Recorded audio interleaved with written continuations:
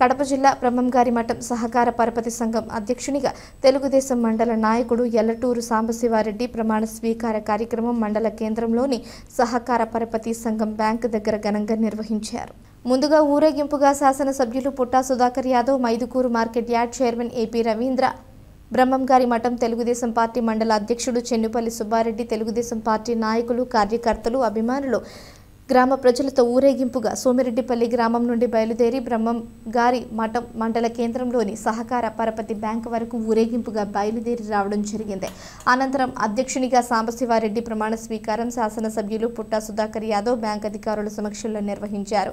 అదేవిధంగా ఇద్దరు డైరెక్టర్లతో ప్రమాణ స్వీకారం గావించారు. ఈ సందర్భంగా శాసనసభ్యులు పుట్టా సుధాకర్ యాదవ్ మాట్లాడుతూ ప్రమాణ స్వీకారం చేసిన ఎల్లటూరు సాంబశివారెడ్డి బాధ్యతాయుతంగా నడుచుకుని రైతులకు ఏ ఇబ్బంది కలగకుండా చూసుకోవాలని అన్నారు. అనంతరం సాంబశివారెడ్డి మాట్లాడుతూ తనపై నమ్మకం ఉంచి చైర్మన్గా నియమించినందుకు ముందుగా పుట్టా సుధాకర్ యాదవ్కు ధన్యవాదాలు తెలిపారు. తనపై ఉంచిన నమ్మకాన్ని కట్టుబడి ఉంటానని, ఎల్లవేళలా ప్రజలకు అందుబాటులో ఉంటానని అన్నారు.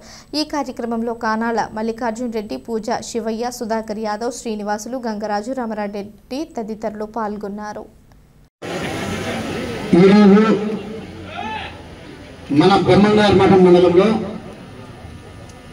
సహకార సంఘ సొసైటీ చైర్మన్గా, అదే రకంగా చైర్మన్ అయినటువంటి సాంబశివారెడ్డి గారికి, అదే రకంగా మెంబర్ అయినటువంటి చాపాటి సురేష్ కుమార్ రెడ్డి గారికి, అదే రకంగా మెంబర్ సి వెంకటేశ్వర గారికి ప్రమాణ స్వీకారం చేస్తున్న శుభ సందర్భంగా ఈ కార్యక్రమం వచ్చినటువంటి మన పార్టీ కార్యకర్తలకు, వేదిక పైన ఉన్నటువంటి పెద్దలకు, అదే రకంగా మన సహకార సంఘ సొసైటీ డిసిఓ గారికి,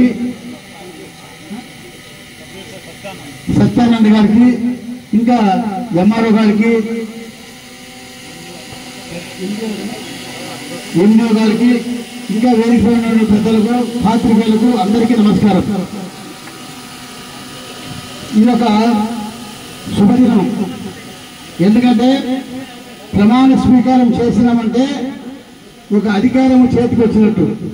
అధికారం లేని మామూలు వ్యక్తి కాదు. ఇప్పుడు సాంబశివారెడ్డి కానీ మెంబర్లందరూ ఒక ప్రభుత్వ అధికారి ఏంటంటే ఒక బాధ్యత కలిగినటువంటి ఈరోజు ప్రమాణ స్వీకారం చేశారు.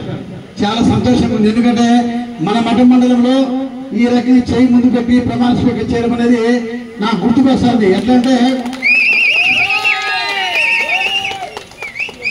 నేను ఎమ్మెల్యే ప్రమాణ స్వీకారం చేసినప్పుడు సేమ్ ఇదే రకంగా చేపట్టి ప్రమాణ స్వీకారం చేయడం జరిగింది. అదే రకంగా ఈరోజు ఈ ప్రమాణ స్వీకారం మన మఠం మండలం జరుగుతుందో చాలా సంతోషంగా ఉంది.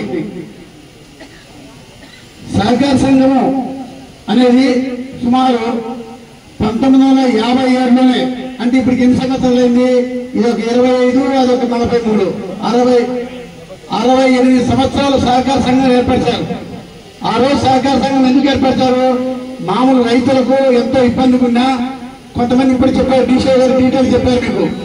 దానికి కొంతమంది డబ్బులు పెట్టుబడి పెట్టుకొని ఒకరికొకరు రైతులకు డబ్బులు ఇచ్చుకుంటూ రైతులకు అనుకూలంగా ఉండాలని చెప్పి సహకార సంఘం అప్పుడు ఏర్పడతారు. దానికి మన మండలంలోనే సుమారుగా 6,954 మంది దీని సభ్యులుగా ఉండరు. ఇప్పుడు వాళ్ళు 1950లో ఇన్వెస్ట్మెంట్ ఎంత పెట్టారు? ఓన్లీ 2,22,00,000 పెట్టారు 1950లో.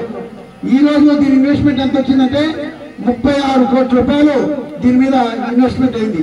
36 కోట్ల రూపాయలు డబ్బులు ఉంది ఇక్కడ. ఈ 36 కోట్లలో సుమారు 33 కోట్లు అందరికి లోన్లు ఇవ్వడం జరిగింది.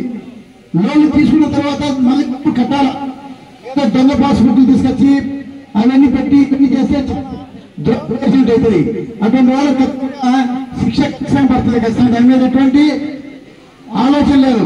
మనం కూడా ఇప్పుడు ఎవరో కానీ వీళ్ళు చెప్పేది ఒకటే, లోన్లు రైతులకు ఇవ్వాలన్నా ఖచ్చితంగా ఈ మోసము ట్రిక్లన్నీ వదిలేసి జినేగా ఉన్నటువంటి వాళ్ళకు, జినేగా పాస్బుక్లున్నా, జినేగా రైతులున్నా, రైతులకు వాళ్ళు మళ్ళీ మనకు డబ్బులు కట్టి వాళ్ళు సంఘము బాగుపడుతుంది. మనందరం ఆలోచించుకోవాల్సిందిగా మిమ్మల్ని అందరినీ కోరుకుంటున్నా. ఇప్పుడు ఎందుకంటే బయట డబ్బులు వడ్డీ తీసుకోవాలి, ఎంత అవుతుంది? 2 రూపాయలు 3 రూపాయలు వడ్డీ అవుతుంది. ఇక్కడ ఎంత తీసుకుంటాము? ఓన్లీ 7%. అంటే పాల వడ్డీ వస్తుంది. అంటే మీకోసం ఇచ్చేదానికి అధికారులు ఉండరు. మనం ఉపయోగించుకోవాలా, వేరే దురుద్దేశం ఉపయోగించుకోవాలి కాదు. మనం అభివృద్ధి చేసేకి సహకార సంఘం ఉపయోగించుకోవాలా. మనం డబ్బులు కట్టినటువంటి డబ్బులు సుమారు 33 కోట్ల రూపాయలు రుణం ఇచ్చినాం. ఆ డబ్బులు మళ్ళీ సహకార సంఘానికి కడితే మళ్ళీ రైతులు డబ్బులు ఇవ్వచ్చు. ఇది సహకార సంఘం పెట్టింది రైతుల కోసమే. కాబట్టి మీరందరూ దీన్ని సహకరించి దీని పద్ధతిగా ఎక్కడెక్కడ అవకతవకలు జరగకుండా బాధ్యతగా పనిచేయాలని చెప్పి మన సాంబశివ గారు కూడా నేను తెలియజేసుకుంటున్నా. ఇంకా ముఖ్యంగా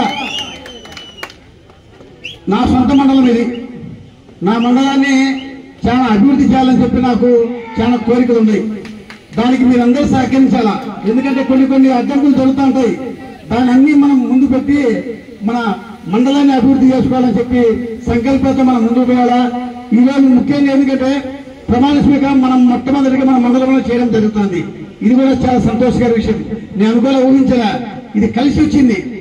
కాబట్టి మన మండలాన్ని అభివృద్ధి చేసుకోవడానికి చాలా అవకాశాలు ఉన్నాయి. మొన్ననే గురుకుల పాఠశాల ఓపెన్ చేశాం, బ్రహ్మాండ అభివృద్ధి అవుతుంది. ఎంతమంది పిల్లలు చదువుకుంటారు? ఇప్పుడు సుమారు 800 మంది పిల్లలు చదువుతున్నారు. ఇప్పుడు మళ్ళీ నవోదయ స్కూల్ ఒకటి శాంక్షన్ చేయించాం. దీనికి సుమారు 3000 మంది పిల్లలు. 3000 మంది పిల్లలు అంటే వాళ్ళకి అక్కడ సీట్ దొరికేదే కష్టం. నవోదయ స్కూల్ అంటే చాలా ఫేమస్ ఉన్నట్టు నవోదయ స్కూల్ మనకు శాంక్షన్ అయింది. దానికి మన మండలం రావడం కూడా మన అందరూ అదృష్టము. అదే రకంగా ఇప్పుడు బ్రహ్మంగారి మఠం బ్రహ్మంగారి దేవస్థానం కూడా అభివృద్ధి చేయాలని చెప్పి మేము ఆలోచించాం. దానికోసం ప్రసాద్ స్కీమ్ అనే ఒక స్కీమ్ ఉంది. ఆ స్కీములో సెంట్రల్ గవర్నమెంట్ లో మా అప్రూవ్ చేయించుకోవడానికి మా కొడుకు ఎంపీగా ఉన్నాడు కాబట్టి అతన్ని పంపించి మనం బ్రహ్మంగారి మఠానికి ఖచ్చితంగా అభివృద్ధి చేయాలని చెప్పి ప్రసాద్ స్కీమ్ కింద డబ్బుల్లో మనకి అది ప్రసాద్ స్కీమ్ అయితే దిగిన సెంట్రల్ గవర్నమెంట్ ఇస్తుందని చెప్పి అక్కడ పోయి మినిస్టర్ కలిస్తే మినిస్టర్ ఈ బ్రహ్మంగారి ఆశీస్సులతో ఇమీడియట్ గా బ్రహ్మంగారి మఠానికి ఎంత కావాలో మీరు డిపిఆర్ఎస్ పంపండి, నేను శాంక్షన్ చేస్తానని చెప్పారు. ఆ అభివృద్ధి కార్యక్రమంలో ఇప్పుడే రేపే దానికి ఈ రోజు డిఈ వాళ్ళందరూ వచ్చారు, టూరిజం వాళ్ళందరూ వచ్చారు. రేపు ఉండి ప్లానింగ్ చేస్తారు. రేపు వెళ్ళిన 2 రోజులు ఎట్లా చేయాలంటే డిజైన్ తీసుకొని దాన్ని డిపిఆర్ చేసి పంపిస్తారు.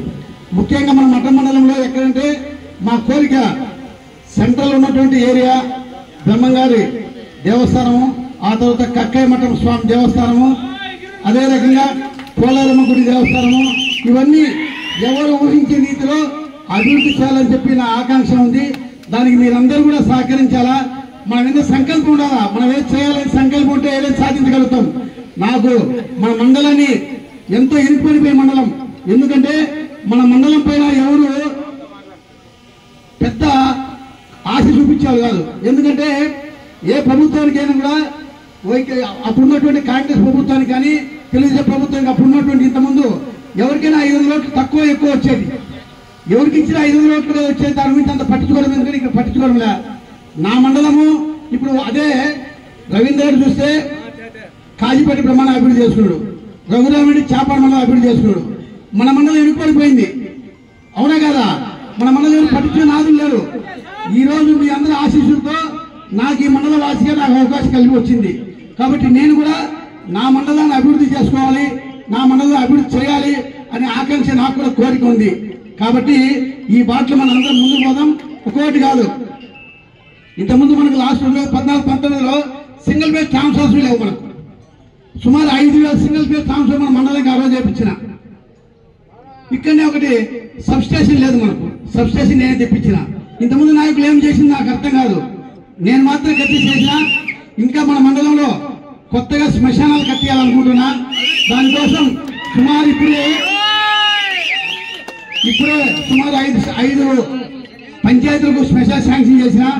ఈ రోజే రాత్రి కలెక్టర్తో మాట్లాడితే మళ్ళీ 10 శ్మశానాలు మన మండలానికి శాంక్షన్ అయ్యి 15 పంచాయతీలకు 15 శ్మశానాలు శాంక్షన్ అయ్యి ఈ 5 సంవత్సరాల్లో ప్రతి గ్రామానికి శ్మశానం కట్టించాలని చెప్పిన ఆశయంతో ముందుకు పోతున్నా.